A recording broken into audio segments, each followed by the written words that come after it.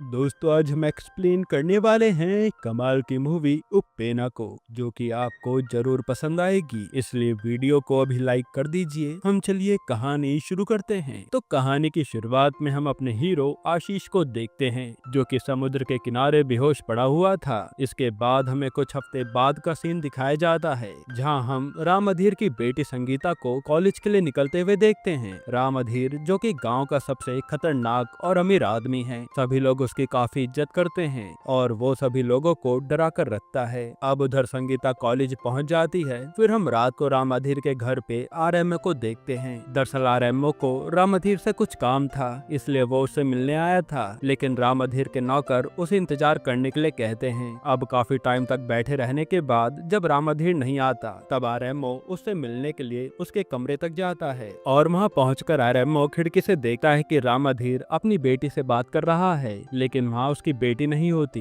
ये देखकर वो हैरान था कि आखिर ये किससे बात कर रहा था। पर जैसे ही राम अधीर देखता है कि आरएमओ उससे चुपके से देख रहा है, तब वो उसे काफी मारता है। यहाँ आरएमओ बोलता है कि मैं आपके काम के लिए आया था, लेकिन राम अधीर उसकी एक भी नहीं सुनता और कहता है कि जब बात मेरी इज्जत पर आती है तो मैं किसी को नहीं छोड़ता। फिर यहाँ हमें पता लगता है कि जो राम अधीर की बेटी संगीता है वो काफी दिनों से गायब है, और आज सुबह संगीता को जो कॉलेज छोड़ने की बात की जा रही थी वो सब एक ड्रामा था, जिससे गांव वालों को पता न लग सके कि राम अधीर की बेटी कहीं गायब है। इसके बाद कहानी शिफ्ट होती है कुछ महीने पहले, जहां हम कुछ मछुआरों को राम अधीर के गांव में देख पाते हैं, जो कि मछली पकड़ने के लिए समुद्र में आए हुए थे। अब ये जो मछुआरे थे, इन मछुआरों के बीच दो टीम बटी हुई थी। कुछ मछुआरे एक गाँव के थे तो कुछ मछुआरे दूसरे गाँव के, और इन दोनों गाँव के बीच शर्त लगी थी कि कौन सबसे ज्यादा मछलियाँ पकड़ेगा। तब पहले गाँव के मछुआरे काफी सारी मछलियाँ पकड़ते हैं, वहीं दूसरे गांव के मछुआरे ये देखकर जल जाते हैं और वो गुस्से में उनका जाल ही काट देते हैं। इसी वजह से दोनों गांव के मछुआरों के बीच में झगड़ा शुरू हो जाता है। दरअसल जिस गांव वालों का जाल काटा गया था, उसी गांव में रहने वाला आशीष था, तो क्या होना था, वो भी उसी झगड़े में शामिल हो जाता है और सबको काफी मारने लगता है। अब झगड़ा करते हुए उसे याद आता है कि कॉलेज की बस आने का टाइम हो चुका है, इसलिए वो फटाफट घर पहुंचकर तैयार होता है और निकल जाता है। हालांकि आशीष कॉलेज में पढ़ता नहीं था, बल्कि वो तो सिर्फ अपनी क्रश संगीता को देखने के लिए कॉलेज जाया करता था। संगीता जो कि रोज बस से ही जाया करती थी और आशीष भी उस बस का पीछा किया करता था। आशीष को संगीता बचपन में ही पसंद आ गई थी और वो तभी से उससे प्यार करने लगा था। वही संगीता ना तो आशीष को जानती थी और ना ही उससे बात करती थी, मगर आशीष उसे हर रोज छुप छुप कर देखता था। फिर हम संगीता की फैमिली को देखते हैं, जिसमें उसके दादाजी, मम्मी और पापा होते हैं, और एक लड़का और होता है जिसका नाम सुभाष है। वो राम अधीर के रिलेटिव का लड़का है और सुभाष की गंदी नजर हमेशा संगीता पर रहती है। वो उसे कई बार परेशान भी करता रहता है और इधर उधर टच भी करता रहता है, जिससे संगीता परेशान थी। इसके बाद हम राम अधीर को देखते हैं, जो कि समुद्र के किनारे बैठकर मीटिंग कर रहा होता है। दरअसल वो एक फिशिंग यार्ड बनाना चाहता है, मगर गाँव वाले इसके खिलाफ थे। हालांकि कोई उसे कुछ भी बोल नहीं पा रहा था। तभी एक गाँव वाला हिम्मत करके राम अधीर के सामने आकर खड़ा हो जाता है और कहता है कि फिशिंग यार्ड यहाँ नहीं बनेगा। तब राम अधीर गुस्से में उठकर उसे वहीं खत्म कर देता है और कहता है कि मेरे सामने किसी ने भी आवाज उठाई तो मैं उसका यही हाल करूंगा। दूसरी तरफ हमें राम अधीर की बीवी को दिखाया जाता है, जो कि कोमा में होती है और ना तो वो बोल सकती है और ना ही हिल सकती है, वो सिर्फ देख सकती है। तभी उनके पास सुभाष आता है और कहता है कि मैं तेरी बेटी से शादी करके रहूंगा। साथ ही वो अपनी गंदी निगाहों से उन्हें भी घूरता रहता है। तभी वहाँ संगीता आ जाती है, लेकिन सुभाष वहाँ से जाता नहीं, बल्कि वो संगीता की माँ के सामने ही उसे इधर उधर टच करने लगता है। तब संगीता गुस्से में अपने पापा के पास जाकर कहती है कि सुभाष मुझ पर गंदी नजर रखता है और मुझे इधर उधर छूता भी है। मैं आपको कब से बताना चाहती थी, लेकिन बता नहीं पा रही थी। तब राम अधीर अपनी बेटी की बातों को ज्यादा तजब्बो नहीं देता और वो कहता है कि इधर उधर की बातें छोड़ो और अपनी पढ़ाई पर ध्यान दो। ये सुनकर संगीता उदास हो जाती है और अपनी माँ के पास आकर कहती है कि पापा कभी हम पर ध्यान नहीं देंगे, उन्हें बस अपनी इज्जत प्यारी है, ना तो वो मुझ पर ध्यान देते हैं और ना ही तुम पर। लेकिन उसे पता है कि कभी न कभी उसके पापा उसकी शादी सुभाष से करवा देंगे। यहाँ वो ये भी कहती है कि वो जिससे भी शादी करेगी वो एक असली मर्द होगा, जो कि कभी भी किसी के सामने झुकने वाला नहीं होगा। फिर हम समुद्र के किनारे उन्हीं दोनों गाँव वालों को देखते हैं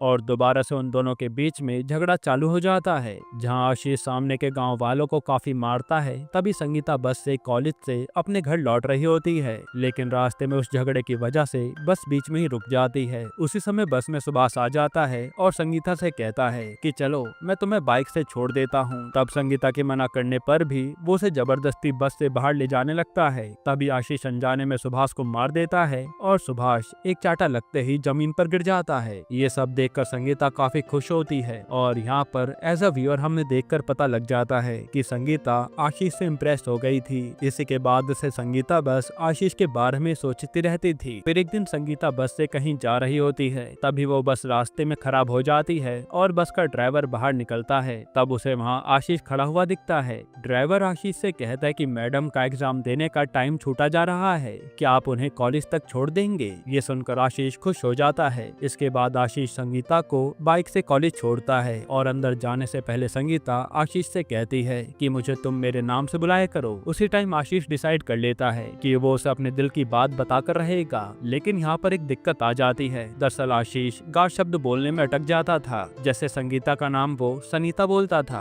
और अपने दिल की बात बताते समय उसे संगीता नाम बोलना पड़ेगा, जो कि वो बोल नहीं पाता। इसलिए वो संगीता को लव लेटर भेजता है। इसके बाद रात को देवी माँ की पूजा होती है, जहाँ संगीता और आशीष दोनों आए थे। तब संगीता आशीष के पास आकर कहती है कि तुमने जो लव लेटर भेजा था वो बहुत ही बुरा था और मुझे पता है कि उसमें जो शब्द थे वो तुम्हारे नहीं थे। तब आशीष कहता है कि तुम शब्दों पर ध्यान मत दो, तुम मेरी फीलिंग्स को समझो। तब उनके पीछे से कोई जा रहा होता है और उन्हें धक्का लग जाता है, जिसकी वजह से इन दोनों की यहाँ किस हो जाती है। उसके अगले दिन से इन दोनों की लव स्टोरी शुरू हो जाती है और संगीता कॉलेज जाने के बहाने आशीष से मिलने जाने लगती है। इसी तरह से दोनों एक दूसरे के साथ काफी अच्छा टाइम स्पेंड कर रहे थे। फिर एक दिन संगीता कहती है कि वो 1-2 दिन के लिए घर में रहेगी, घर से बाहर नहीं निकल पाएगी। जिसके बाद आशीष संगीता से 1-2 दिन तक मिल नहीं पाया था और उसे उसकी काफी याद आ रही थी। तभी आशीष को पता लगता है कि उसके गांव वाले राम अधीर के घर जा रहे हैं, इसलिए वो उनके साथ राम अधीर के घर पहुंच जाता है। फिर घर पहुंचते ही आशीष एक कमरे में जाता है, जहां वो राम अधीर की पत्नी से मिलता है और कहता है कि मैं आपकी बेटी से प्यार करता हूं और आपकी बेटी हर टाइम आपके बारे में ही बात करती रहती है। वहीं हम आशीष के पिता और पूरे गांव वालों को देखते हैं, जो राम अधीर को कह रहे थे कि बीच पर फिशिंग यार्ड मत बनाओ, लेकिन राम अधीर किसी की भी नहीं सुनता और वो कहता है कि मैं फिशिंग यार्ड तो बनाकर रहूंगा, अब चाहे मुझे उसके लिए कितने ही घर क्यों ना तोड़ने पड़े। दूसरी तरफ आशीष संगीता से मिलने उसके कमरे में पहुंच जाता है और उसे मिलकर कहता है कि मुझे तुम्हारी काफी याद आ रही थी, इसलिए मुझे तुम्हारे पास आना पड़ा। जिसके बाद सब बाहर आते हैं और राम अधीर गाँव वालों के साथ फोटो खिंचवाता है। फिर अगले सीन में राम अधीर के पास सुभाष की माँ आती है और कहती है कि मैं सुभाष के लिए तुम्हारी संगीता का हाथ मांगने आई हूँ। इस पे राम अधीर कहता है कि मुझे अपनी इज्जत काफी प्यारी है और तेरा पति एक कोठे वाली के साथ भाग गया था, अगर तू अपने पति से सारे रिश्ते नाते तोड़ देगी तो मैं तेरे बेटे की शादी अपनी बेटी से करवा दूंगा। यहाँ राम अधीर को पता था कि सुभाष की माँ ऐसा कभी नहीं करेगी, इसलिए उसने उसे सारे रिश्ते तोड़ने के लिए कहा था।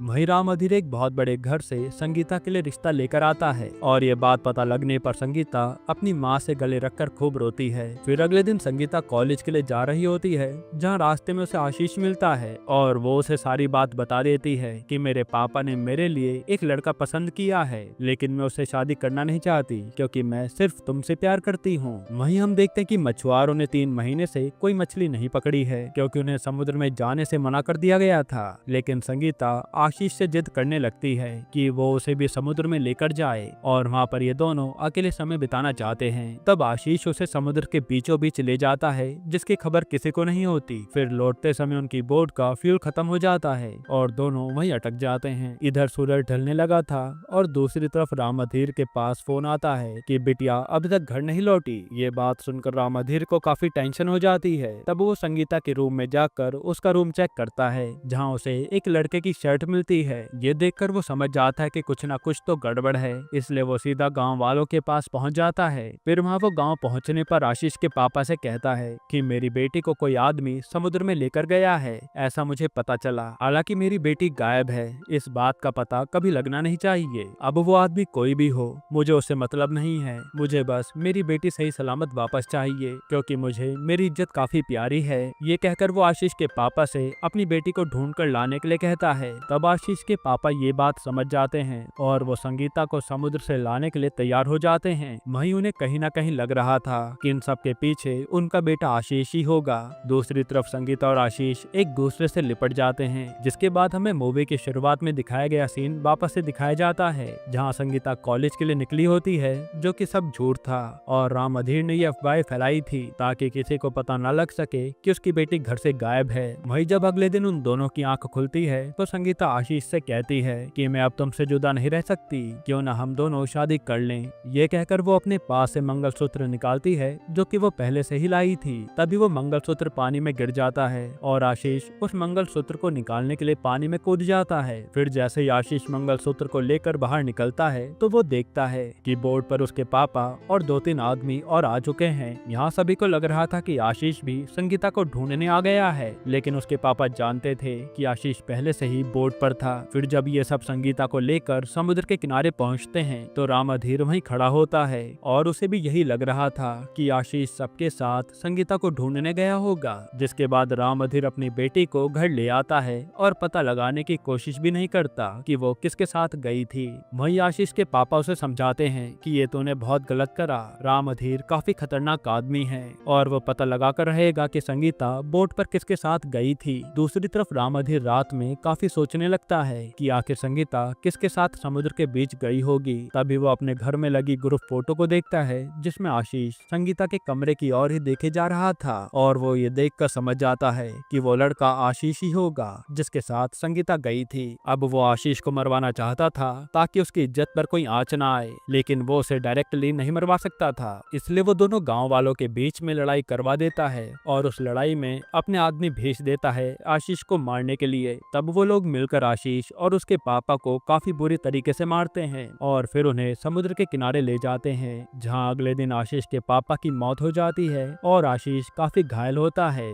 वहीं राम अधीर सुभाष की मां को फोन करके सुभाष और संगीता की शादी पक्की कर देता है, जो सुनकर संगीता काफी रोती है। तभी उसे पता लगता है कि आशीष के पापा की मौत हो चुकी है। ये बात जानकर वो और दुखी हो जाती है। वहीं दूसरी तरफ आशीष किसी से कुछ भी नहीं बोल रहा था और वो सदमे में आ चुका था। तभी आशीष को पता चलता है कि उसके पापा को मारने वाला कोई और नहीं बल्कि राम अधीर है। ये बात पता लगने पर वो राम अधीर के घर जाने लगता है। तभी रास्ते में उसे संगीता मिलती है जो कि उसके साथ भागने का डिसाइड कर चुकी थी और ये दोनों यहाँ से भागने लगते हैं। तभी राम अधीर के आदमी आशीष को पकड़ लेते हैं, जिनसे आशीष गुस्से में लड़ जाता है और वो उन सबको काफी बुरे तरीके से मारता है। फिर वो संगीता को लेकर एक ट्रेन में चढ़ जाता है। वहीं राम अधीर के आदमी जब ये बात उसे बताते हैं तो राम अधीर कहता है कि इस बात का किसी भी गांव वाले को पता नहीं चलना चाहिए। दूसरी तरफ आशीष और संगीता उड़ीसा पहुंच जाते हैं और उनके पीछे पीछे राम अधीर के आदमी भी आ रहे थे, जहां से वो कोलकाता के लिए निकल जाते हैं। और कोलकाता पहुंचने पर ये दोनों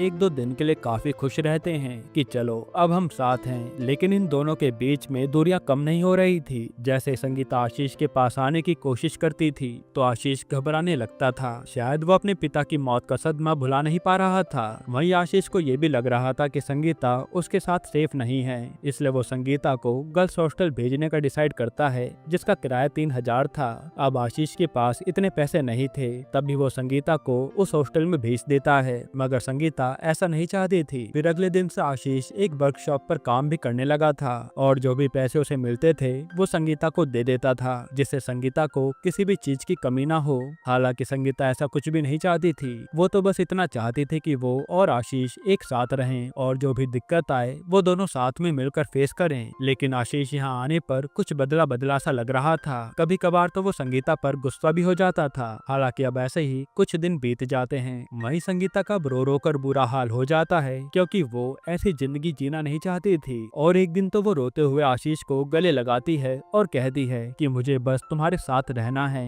तब आशीष उसे अपने साथ ले जाता है और आशीष अपने दोस्त के साथ रहता था, वो भी एक छोटे से कमरे में, जहाँ अब ये तीनों एक ही कमरे में रहने लगे थे। अब संगीता और आशीष कई बार नजदीक आने की कोशिश भी करते हैं, लेकिन आशीष हर बार पीछे हो जाया करता था, जो बात संगीता को अजीब लगती है। हालांकि अब भले संगीता छोटे से घर में रह रही थी, लेकिन वो आशीष के साथ खुश थी। फिर एक दिन संगीता आशीष से कहती है कि हम दोनों साथ में रहने लगे हैं तो हमें अपनी फैमिली बढ़ाने के बारे में सोचना चाहिए, उससे पहले हम दोनों को शादी कर लेनी चाहिए। तब आशीष ये सुनकर खुश हो जाता है और वो उसे उसके पसंदीदा मंदिर में चलने के लिए कहता है ताकि ये शादी कर सके। अब जैसे ये दोनों स्टेशन पर पहुंचते हैं कि तभी राम अधीर के आदमी वहां आ जाते हैं और संगीता को उठाकर अपने साथ ले जा लेते हैं। तब आशीष भी कुछ नहीं कर पाता। फिर हम राम अधीर को देखते हैं जिसके घर पर संगीता पहुंच गई थी और वो संगीता को कह रहा होता है कि मुझे अपनी इज्जत तुमसे भी ज्यादा प्यारी है। तब संगीता उसे समझाने लगती है कि मैं आशीष से कितना ज्यादा प्यार करती हूँ और हम दोनों एक दूसरे के बिना रह नहीं सकते।